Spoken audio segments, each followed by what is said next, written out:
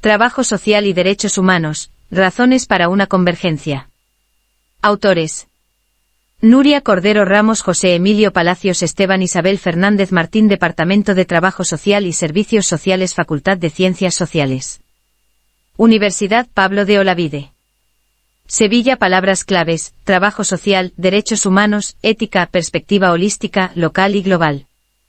La siguiente comunicación trata de exponer algunas de las razones por las cuales el trabajo social ha de tener presente una perspectiva compleja e integradora de los derechos humanos, DDHH, como marco ético que inspire las prácticas de los profesionales en la intervención. Abordar los DDHH desde esta perspectiva supone romper con la lógica de la defensa de los derechos en función de generaciones, olvidando la integridad de los seres humanos.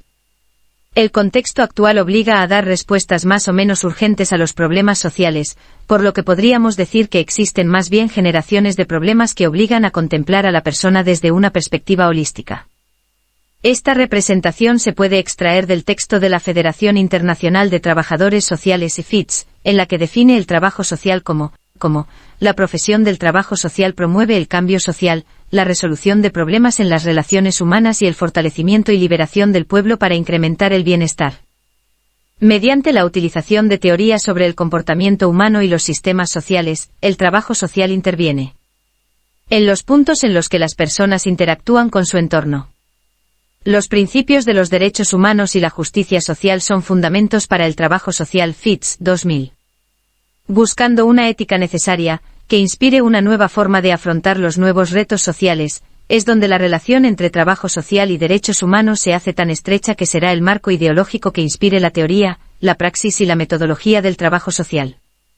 Adoptar esta visión para el trabajo social tendrá consecuencias prácticas a nivel local y global, individual y colectivo, profesional e interdisciplinar, es decir, creará una onda expansiva que contagiará cada uno de los espacios sociales ocupados por los trabajadores sociales.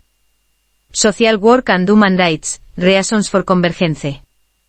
La profesión del trabajo social promueve el cambio social, la resolución de los problemas en las relaciones humanas y el fortalecimiento y liberación del pueblo para incrementar el bienestar. Mediante la utilización de teorías sobre el comportamiento humano, los sistemas sociales, el trabajo social interviene en los puntos en los que las personas interactúan con su entorno. Los principios de los derechos humanos y la justicia social son fundamentales para el trabajo social. FITS 2000. 1. Introducción. Nos encontramos en un mundo donde las condiciones de interdependencia global nos sitúan ante un nuevo horizonte ético. Este no es otro que el de encontrar caminos para que la dignidad de la persona sea respetada en todos los lugares de la Tierra. Pero la dignidad de las personas no podemos entenderla de manera abstracta sino enraizada en contextos concretos, es decir, históricos, sociales, culturales, medioambientales cuyo respeto y protección se hace igualmente necesario para que el derecho a una vida digna pueda estar garantizado para todos los seres humanos.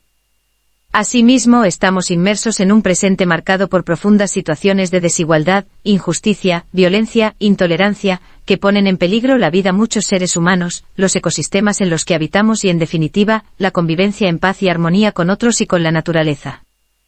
Ante esto surgen muchas dudas e interrogantes: ¿cómo generar instrumentos que los ayuden a avanzar hacia un mayor entendimiento entre los seres humanos en pro de la superación de estas situaciones?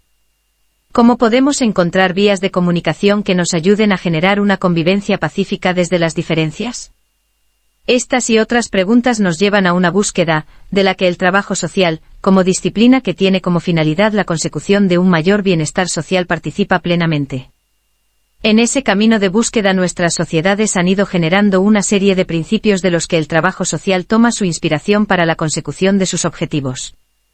Así, los derechos humanos se convierten en bandera de la que el trabajo social hace gala para orientar su tarea, tal y como queda recogido en la definición que realiza la Federación Internacional de Trabajo Social. Si tan importante parece esta relación entre el trabajo social y los derechos humanos, conviene que nos esforcemos en analizar más detenidamente este maridaje y sus implicaciones para la realidad social de la que forman parte. Por tanto, la perspectiva desde la que abordemos los derechos humanos será fundamental para dar claves que orienten la práctica del trabajo social en el contexto de globalización creciente al que están sometidas nuestras sociedades actuales. ¿Desde qué perspectiva abordar los derechos humanos se convierte en pregunta fundamental y punto de partida de este trabajo? Pretendemos recoger en él algunas reflexiones que nos ayuden a dilucidar este terreno y que son las que proponemos a continuación. 2.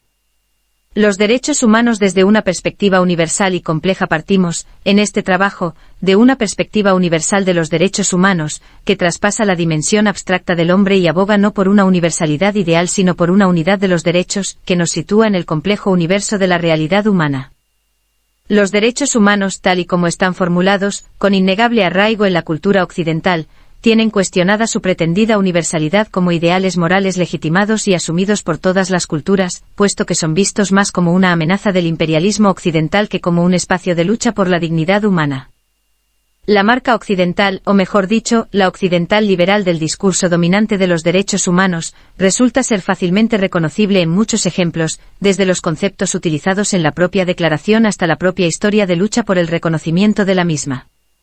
Hay que decir que la Declaración Universal fue elaborada, sin embargo, sin la participación de la mayor parte de los pueblos del mundo, el reconocimiento exclusivo de los derechos individuales, con la excepción del derecho colectivo a la autodeterminación, la prioridad concedida a los derechos civiles y políticos frente a los derechos económicos, sociales y culturales y el reconocimiento del derecho a la propiedad como el primero, durante muchos años, el único derecho económico.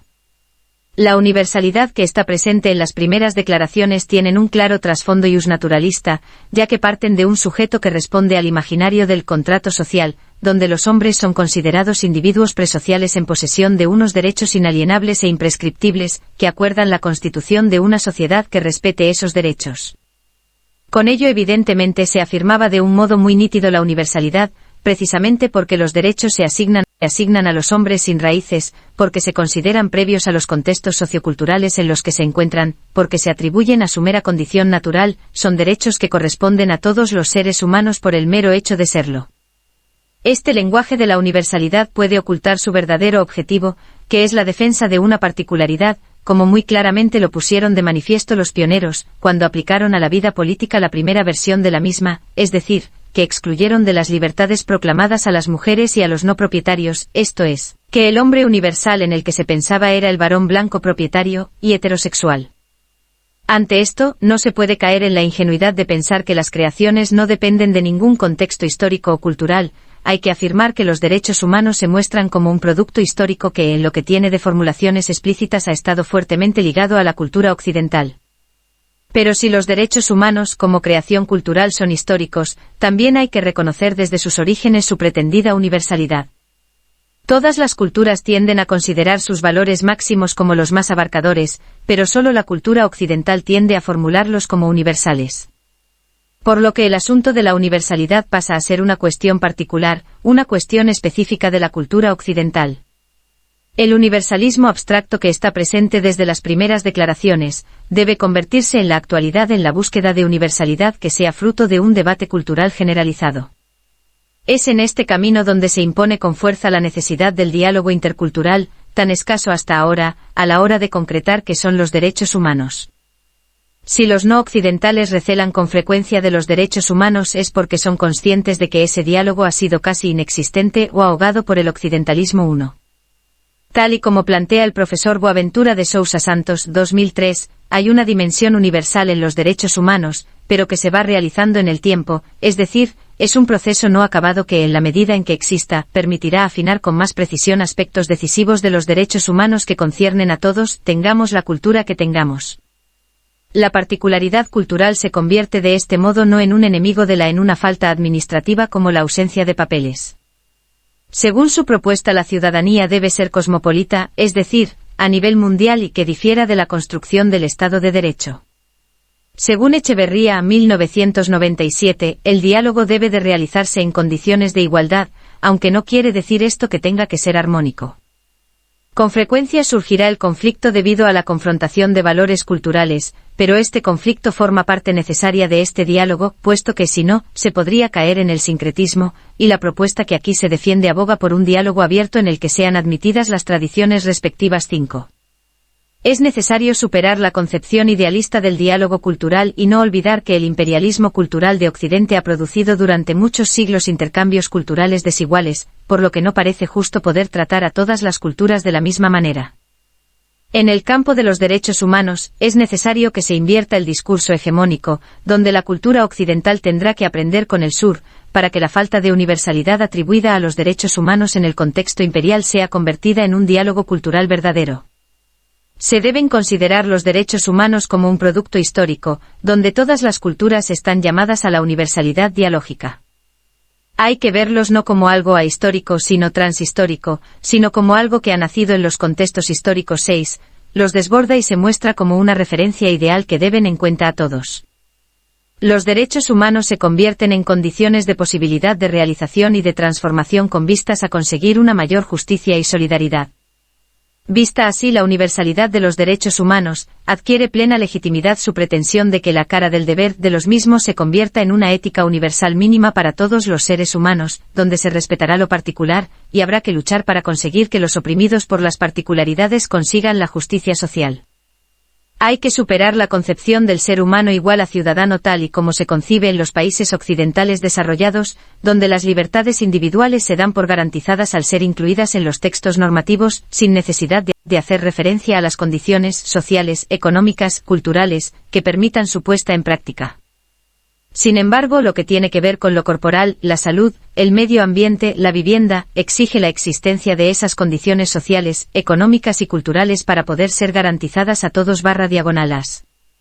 Como explicita Herrera, el ego corporal dado que está sometido a los contextos y nos une a los otros, hace que necesitemos la comunidad para poder satisfacer nuestras exigencias, mientras que las libertades individuales no necesitan para ser consideradas como derechos de plena satisfacción. Los derechos sociales, económicos y culturales son relegados a un segundo plano. Constituyen la esfera de lo impuro, de lo híbrido, lo mezclado. Podemos pensar, rezar y opinar libres de cualquier condicionamiento social y, además, con todas las garantías estatales imaginables. Pero disfrutar de la salud, de un entorno limpio o tener una vivienda digna, depende de elementos extraños a lo jurídico formal. Herrera, 2037.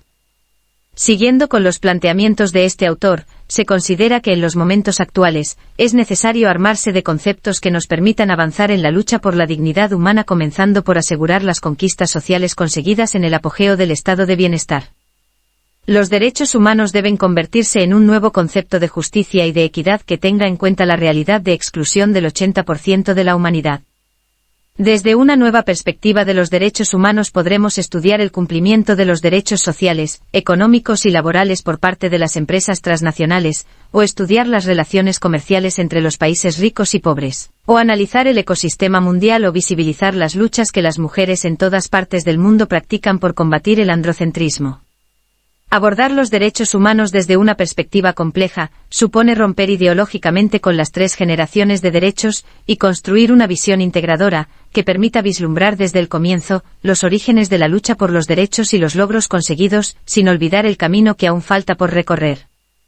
No hay generaciones de derechos, hay generaciones de problemas que nos obligan a ir adaptando y readaptando las nuevas necesidades a las nuevas problemáticas sociales. Desde esta perspectiva se reivindica la interdependencia e indivisibilidad de todos los derechos humanos, para afrontar la realidad construida a través de espejos que tengan rostro humano concreto y en situación, sin que queden congeladas en el tiempo y en el espacio. Sánchez, 2002, 98-8. 3. Hacia una ética necesaria en el contexto actual, trabajo social y derechos humanos ante la nueva realidad, ante el nuevo orden mundial, ante la nueva cultura emergente, ante las nuevas situaciones de necesidad, el trabajo social no puede seguir dando las mismas respuestas éticas que en contextos y realidades anteriores. A lo largo de los años el trabajo social ha practicado la ayuda, primero, desde una concepción caritativa, más tarde, desde una concepción de la justicia inspirada en los derechos garantizados por las leyes, pero con el paso del tiempo, también se han puesto de manifiesto las limitaciones de dicha concepción, basada en el derecho positivo. Se ha demostrado que ninguna de estas propuestas éticas puede dar respuesta a las nuevas realidades sociales. Será necesario buscar nuevos paradigmas, nuevas formas de hacer o una nueva dimensión ética para el trabajo social. Buscando esta ética necesaria para afrontar el nuevo contexto mundial es donde la relación entre trabajo social y derechos humanos se hace tan estrecha que se convertirá en el marco axiológico que ilumine la teoría, la praxis, la metodología del trabajo social. Adoptar esta visión para el trabajo social tendrá consecuencias prácticas a nivel local y a nivel global, a nivel individual y a nivel colectivo, a nivel particular y a nivel general, es decir, que se creará una onda expansiva o una especie de contagio masivo, que impregnará todos y cada uno de los espacios sociales ocupados por algún /a trabajador /a social. Pensar y actuar en trabajo social desde una visión ética que dé respuesta a los problemas y necesidades actuales requiere, en primera instancia, tener presente las claves políticas para reconocer la realidad social, para posibilitar proyectos transformadores que vayan tensionando lo institucional normativo y la posibilidad de disidencia, es decir, lo legal, y lo utópico. Los proyectos que llevan a cabo los /as trabajadores sociales en sus acciones cotidianas, interpelan constantemente a la profesión y a la disciplina acerca de su finalidad, de sus propósitos, a partir de la tensión que surge entre las funciones exigidas como cogestores y las funciones derivadas de la ayuda. Este debate que surge en la práctica cotidiana entre lo normativo y lo utópico, está en el seno del debate teórico, del debate metodológico, del debate práctico y del debate ético del trabajo social. Afrontar este debate con herramientas supone adoptar como perspectiva ética para el trabajo social los derechos humanos con toda su complejidad. La finalidad será la de ir marcando el camino que va desde los sujetos concretos en situación de necesidad a los principios universales y viceversa. En este camino el trabajo social tiene que mediar entre decisiones que no pueden olvidar los principios de justicia social, de igualdad, de tolerancia, con las respuestas políticas institucionales, con la realidad que vive el otro y con los deberes y obligaciones profesionales. Las respuestas que se den desde el trabajo social serán respuestas éticas que llevan a los /as profesionales a dirimir entre valores, expectativas, necesidades de los distintos actores involucrados en el proceso. La defensa de los valores de los sujetos afectados, a veces, entra en colisión con el contenido asignado al bienestar por parte de las propuestas políticas y ejecutado por los trabajadores sociales. El valor del bienestar es definido por las instancias políticas y económicas de una sociedad que parcela los derechos humanos, estableciendo categorías y prioridades atendiendo a un marco legal concreto, sin tener en cuenta que la vulneración de cualquiera de los derechos impide el desarrollo humano. Las normas legales convierten a las personas en sujetos de derecho, lo que les permite exigir el cumplimiento de dichas normas para poder desarrollarse como personas, pero les impide exigir todo aquello que no se reconoce legalmente. El trabajo social convierte a las personas en sujetos de intervención, permitiéndoles solicitar ayuda institucional para salir de aquellas situaciones de necesidad. Pero la convergencia entre la perspectiva de los derechos humanos y la del trabajo social facilitará un acercamiento a la persona como sujeto dotado de capacidad de autonomía, es decir, personas libres y responsables con capacidad de decisión, siempre y cuando existan posibilidades de superación. Las razones para la intervención profesional tendrán como finalidad potenciar la autonomía, teniendo presente las capacidades de los sujetos y del medio, para tratar de superar los obstáculos que impiden su desarrollo. Uno de los autores que mejor ha trabajado en nuestro país el principio de autonomía en trabajo social es Damián Salcedo. Para él, la relación de ayuda que se establece entre el profesional y el sujeto usuario debe ser una relación en la cual el trabajador social aporta su conocimiento sobre los recursos y las posibilidades de mejora de las habilidades del cliente y su entorno, proponiendo estrategias de actuación alternativas. Por su parte, el cliente aporta sus objetivos y valores que afectan a las actuaciones recomendadas en función de las cuales se han de evaluar dichas actuaciones. Salcedo, 1998, 4. El respeto por la autonomía personal, tal y como dice Salcedo, es uno de los valores en torno al cual se ha construido la identidad profesional del trabajo social, pero la práctica de la disciplina indica que en demasiadas ocasiones que trabaja desde valores institucionales, políticos, económicos, relegando este a un segundo plano. Las prioridades sobre cuáles son los derechos humanos de obligado cumplimiento carecen de sentido, puesto que la visión integradora impide, como decíamos anteriormente, establecer un orden de prioridad. En todo caso, solo podrá establecerlo el sujeto autónomo en función de sus valores, sabiendo que la vulneración de cualquiera de los derechos atenta contra la dignidad de la persona. La realización práctica de los derechos humanos, para el trabajo social se manifiesta en las estructuras básicas plasmadas en la vida cotidiana de las personas, llamadas al diálogo para una vida compartida, en proceso de permanente renovación. De no ser así, los derechos humanos no serán más que partes de un discurso idealista, fruto de la modernidad occidental. Al trabajo social le corresponde abrir espacios de diálogo horizontal en las instituciones, donde se escuchen las voces de los afectados y éstas se recojan en propuestas de acción. La tarea prioritaria para el trabajo social será cómo interpretar los derechos humanos para su realización práctica, es decir, de qué forma implementarlos, de cómo aplicarlos en las diversas realidades sociales entendidas como espacios de actuación local, donde existen difíciles cuestiones fácticas y también normativas. Trabajar la relación entre el trabajo social y los derechos humanos en situaciones concretas, evitará caer en una concepción mítica o ideal de aquellos, sino que se presentarán como una realidad efectiva. Los derechos humanos se convierten en principios generales que el trabajo social tratará de llevar a la práctica. Esta disciplina en lo local aporta con sus intervenciones un conocimiento sobre los seres humanos concretos 9, sobre sus realidades. Es un conocimiento empírico de la realidad, nacido en los contextos locales en la especificidad de los lugares donde se encuentran situados los seres humanos. Abre así la posibilidad de convertir los derechos humanos en una realidad práctica, ya que los /las profesionales tratan de conseguir la equidad social desde una ética que está conectada con la Declaración Universal y que pasa por la responsabilidad, el compromiso en la acción, por la denuncia y por la propuesta de políticas que garanticen las conquistas alcanzadas. El objeto de la ética del trabajo social es trabajar con los sujetos que tienen sus derechos vulnerados, y que se encuentran en situación de necesidad sentida como tal por ellos /las mismos.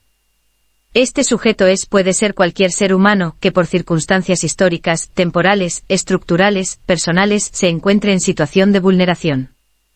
Desde una ética que tiene su fundamento en los derechos humanos, el trabajador /a social se acerca a los sujetos a partir de las ideas que tienen las personas de cuáles son sus necesidades, a partir del concepto que tienen sobre la dignidad y sobre todo, a partir de los valores y creencias que tienen acerca de cuáles son los derechos que sienten que están vulnerados. 10. El trabajo social se ocupa de situaciones concretas, poniendo en práctica sus técnicas, habilidades y estrategias para conseguir alcanzar los ideales de justicia social.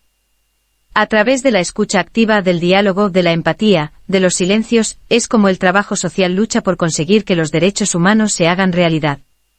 La acción profesional potencia el valor de lo cotidiano como ideología transformadora, no solo de una situación particular y aislada, sino generadora de otros cambios. Pero estas acciones cotidianas, para que se conviertan en estrategias efectivas, deben estar conectadas e interconectadas con acciones de otros /las profesionales, de otras instituciones, de otros estados, con la finalidad de conseguir una mejor calidad de vida para la mayor parte de la humanidad. El viejo eslogan publicitario del movimiento ecologista, actuar localmente y pensar globalmente, se ha convertido en la clave de la acción del trabajo social en su lucha por conseguir la concreción práctica de los derechos humanos. El trabajo social actúa en lo local, pero debe pensar globalmente, puesto que las situaciones de necesidad, de injusticia, de malestar social están generadas por estructuras globales, por lo que las estrategias también deben ser globales. De ahí la necesidad de trabajar en redes 11, para que las intervenciones profesionales y las reflexiones profesionales salgan de los despachos para, en el mejor de los casos, convertirse en discursos institucionales.